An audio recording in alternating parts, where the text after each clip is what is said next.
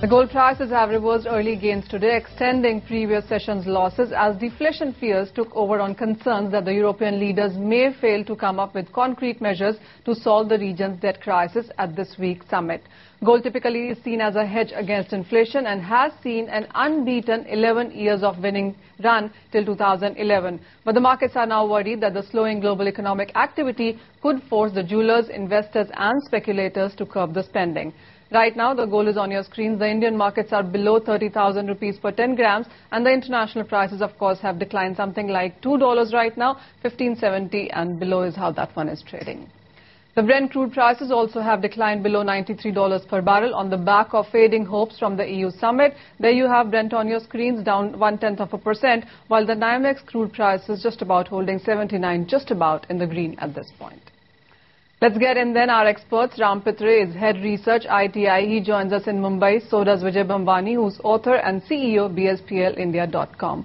Ram, hi. Let's start with you and let's start with the crude prices first and the kind of choppiness that you have seen and prices breaching those important psychological levels of 80 and 90 respectively for both crude prices. How do you see them trading now? On international market, we have seen basically the downward pressure likely to continue, but 76.25, 76 level is a very key important level on the downside on the international market. I think it is closer to that, around $3. I feel that in the domestic market, because of the rupee depreciation, the crude oil prices is likely to be supported around 4,500 level. So I am giving a buy call at a present level around 45.40 with a 45.10 is a stop loss for a target price of 45.75 or 46.10 can be seen. Vijay, what's your sense on the natural gas prices? Because it has been on the higher side, has been gaining constantly for this quarter, posting positive returns as well. Do you see that going on for the next quarter as well? Manisha, since a fortnight I've been bullish on natural gas, and yesterday I pointed out a level of 160 plus in the July series, and we are already there at 164. My guess is in the absolute near term, the 168 level might act as a resistance because it's rallied from about 122 after the correction, and having risen about 40 rupees, I think time is ripe now for some money to be taken off from the table by the bulls.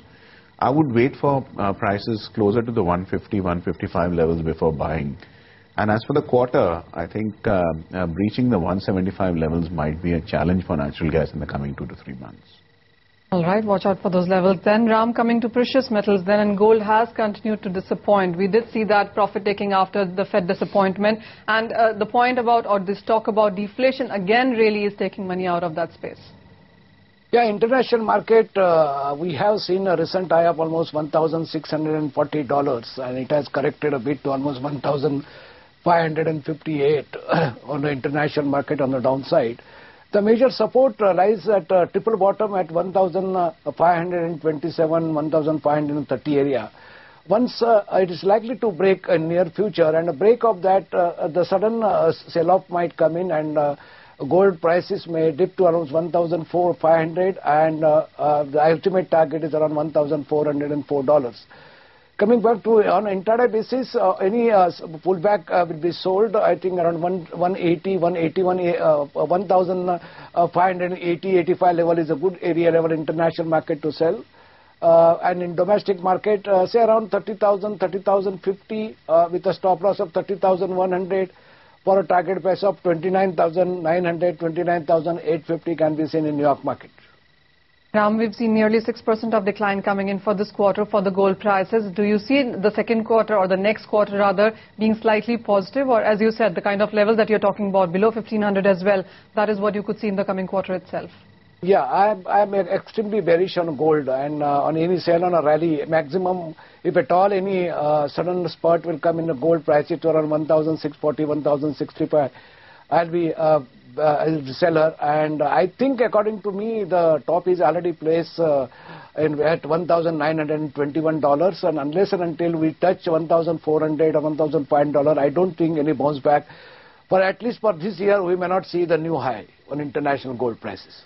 How about silver, Ram? Because that really has been choppy. The first quarter was good. The second quarter has given us very negative returns. Would you say similar stuff for silver as well, as you've said about gold?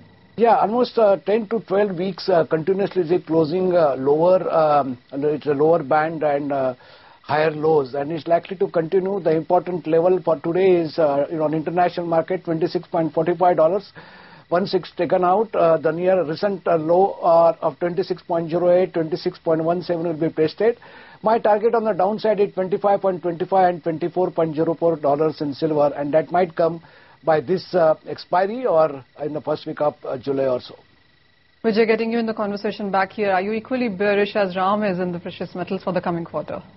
I'm afraid not. I would remain a bull in precious metals. Having said that, I would qualify my statement, as I have been maintaining, that playing in the futures segment on the long side can actually be detrimental all the way up to the US presidential elections.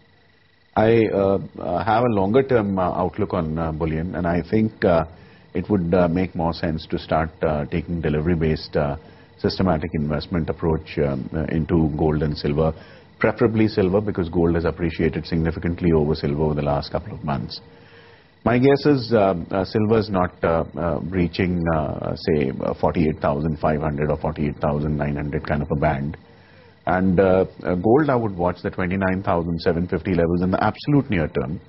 And as far as delivery players are concerned, unless 28,250 is broken, I don't think there's anything to worry about for your medium to long-term investments. So in the near term, up to the presidential elections, yeah, gold and silver might just underperform or could consolidate.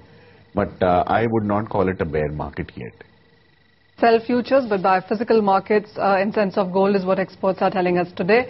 Ram, coming back to the base metals prices then, and there's hardly any good news for that space. How are you trading your copper, nickel, zinc kind of metals for the very near term? Base metal, again, it is, if you see, it's moving close to what is happening in dollar terms. On currency front, on an important level of 1.2435 euro, if it break, I am very, very bearish on the euro, and it may slip down to almost 1.2287, the recent low, and it will go lower. So that will be definitely a rise in dollar asset. So I feel that on a sell on a rally, again, I'll be maintained on the base metal pack also. So copper, see, important level on the LME is around $7,100. The break of that, we may see the little again $500 to $600 downside. So I am not very bullish on base metal either. Ram, Vijay, what's your sense? You've been bearish on base metals as well. Still more sell calls coming in for that one? I think so, yes, Manisha. I think what I spoke about yesterday in terms of lead and zinc coming into double digits is on the verge of happening. And aluminium remains the leader on the way down. So I would short aluminium June futures at the 104.5 levels. I would hold with a stop loss at 105, and I would expect to book profits close to 103 levels. Where lead is concerned, I would short the June futures at 100.5. I would hold that short position with a stop loss at 101, and I would expect to book profits close to 99.5. Where zinc is concerned, I would short the June futures at 101. I would hold it with a stop loss at 101.50, and I would expect to book profits close to the 100 levels. All right, so that's the view coming in from experts. Sell into base metals, sell into precious metals as well in the very near term.